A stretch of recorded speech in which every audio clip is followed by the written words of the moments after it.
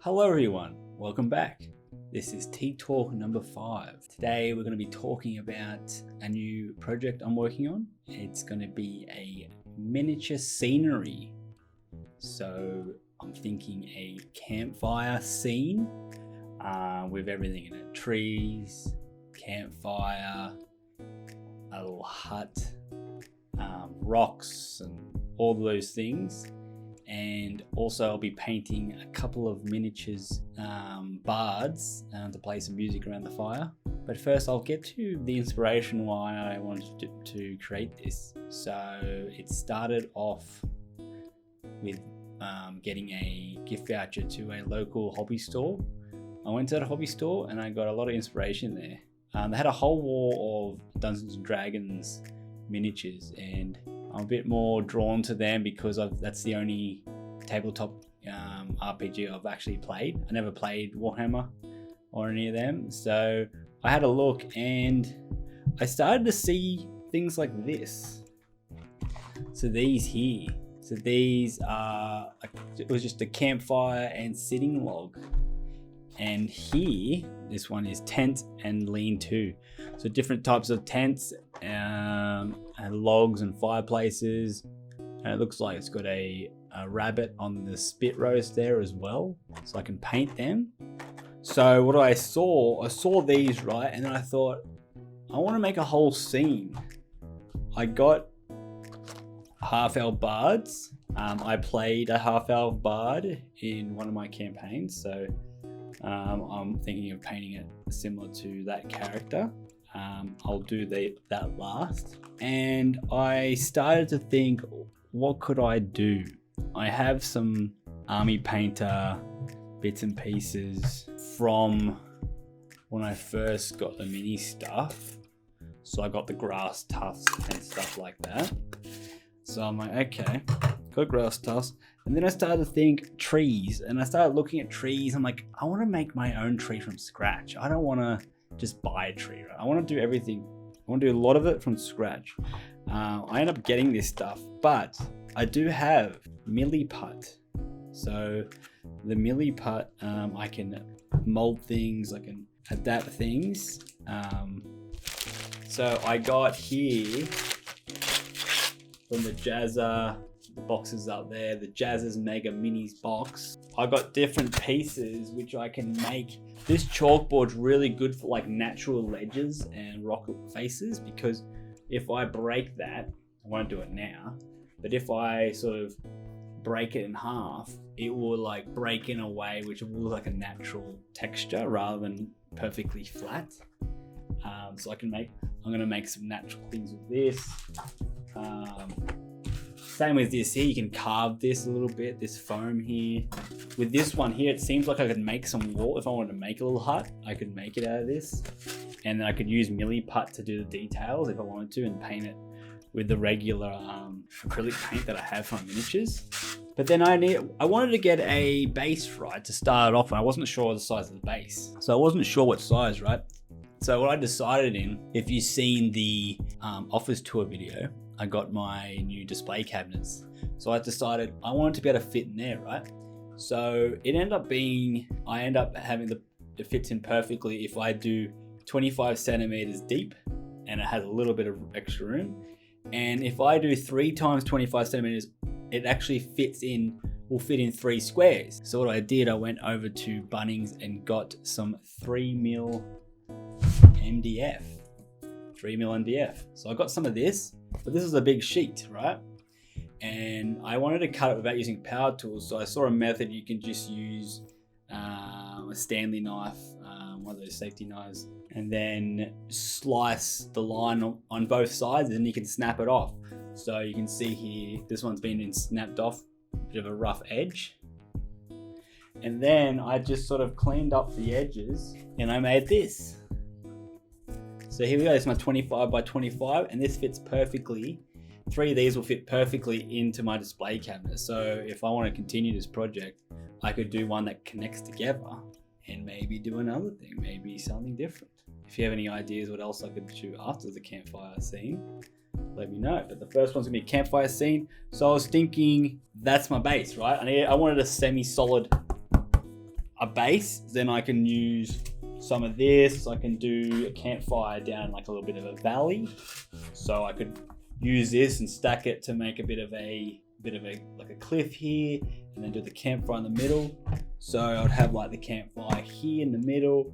I could do like huts over here. I'd have my bards at the campfire, say. And then I was like, I want a tree. I want to make some trees. So I started looking up different trees, right? I kept seeing plastic trees and all these things. And then I found this one method. There was a couple of methods I found in particular. There's two in particular I found. There was one method where they just had something for the trunk and they covered the trunk with foil to give a bit of a bark texture, then painted over it. But it was, the leaves and the branches weren't that like desirable. And then I saw this other method, which when creating it is tedious, but it looks very enjoyable and relaxing to do. And it also creates a realistic branch structure, because every branch goes smaller and smaller and goes out and out and out using wire. So I went out and I finally found wire, which 28 gauge wire, which is used for jewelry. I got this wire here, okay, and it's thin. And what I saw the method is, you create the wire, you do twists, and as you go more, you do less and less, and then it all comes out in a full branch structure. And once I do that, you want to remove the wire effect, right? You want to thicken all the gaps and make it a full tree. So I got some latex rubber. Woodland Scenics. Turns out Woodland Scenics is a brand which specialises in a lot of model hobby train sets. And it looks like I'm looking at that side of the there's a lot of stuff that's been exist for years for model train sets that are perfect for doing sceneries, for miniatures, for my just my miniatures for D&D. So I've never done this before, by the way. This is all, I'm sort of working this as I go. So this is all the planning I've done all the planning. Now I'm pretty much ready to start. I'm thinking maybe I'll start with the tree first or the base first. But then I got some new paints, right, for my miniatures. But they're only small and they're quite expensive for how much paint you get. And I didn't want to use that for the whole scene. If I wanted to paint the whole base, right, once I put in all the different layers and textures and stuff, and I want to paint it all black to give that. And then I also got here more grass, right? I bought more grass to cover more. And I even got these yellow tufts. How cool is that? To add more realism. I got all bits and pieces like that. And for the trees as well, I got some underbrush here. So I got this for the trees. I got two different colors because usually when you have two different color textures, it looks a bit more realistic. And I can also use this to make little bushes on the ground as well. It's pretty, it's pretty universal. You can use it for anything. So I got that for the trees and bushes and ground. And I obviously still have bits and pieces that I already had before. I've got all that. I've got more grass. I got rocks as well, obviously still. But I could even go down in the backyard. Well, I don't have a backyard. I can go down the street, I guess, get some rocks. But there's rocks here. I'm just gonna have fun trying to make a scene for the first time and try to make it and create it to be something. And we'll see what it comes out to. I have all the bits and pieces now. Going off for before what I was saying about the paint. I didn't want to use all the good paint for a lot of stuff, right? Like, I don't want to use my good paint for a whole scene, just if it's going to be covered by dirt. So I went out and got cheaper acrylic paint from Officeworks. So what I ended up doing, I didn't know what colors I wanted, so I just got all the prime colors. I got all the main colors, so I can literally mix any color, right? So I got red, yellow, and blue, so I can mix any color I want. Mix the colors to get any color I want. And I got black and white to make it different shades. So I got all those paints, and these are a lot cheaper. These tubes are like less than $10, I think, for a whole big tube, rather than a little bit for if not more. And then I thought, well, I don't have a big enough brush for a whole scene. I don't want to use my little little tiny brush to do eyeballs with. So I got a bigger brush as well. So do the makeup technique so you can see it. So I got the bigger brush as well, 25 mil, just to plan in all the different thing. And I got the wood glue here as well, so I can put all the different grass on and glue all this together.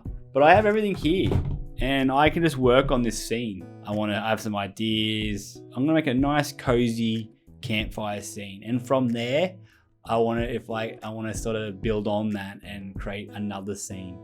Maybe do a battle scene, maybe do a tavern scene. Let me know if you've got a cool idea that I could do to attach. I'll try to make the edges universal so every edge can sort of connect together, and you could maybe one day play on it. But for now, I'm just doing this for fun and enjoyment, just creating different things. And D&D is something that I'm more passionate about. So if I'm going to do a project, I want to put it into something like a D&D scene. But this scene can be for anything, really. It's not going to be just for D&D. I'll have my little characters here, but I'll make them so you can move them in and out and stuff. So, but yeah, that's the project I'm going to work on. I'm excited. I'll do my best to record all the different stages in it. And let me know if you want to do any update videos on this project. I'll be recording it, and I'm looking to put out a video on it. I'm not sure if I should put a video out at the end of the whole thing and put a big massive video with different parts, or put videos out as we go, as I make progress. Let me know what you think about that. And I could even have different tea talks talking about the progression and showing you, updating you what I'm up to, because it'll be a slow thing. I don't want to rush it. I want to kind of just do it when I really feel like it, and just do bits and pieces as I go. So I'm ready to start, and I'm excited now. I've done all the prep. I've got all the bits and pieces I need. Now I just got to sit down and create. Thank you very much for joining us today. I'll see you guys next video. Have a good one. See yous.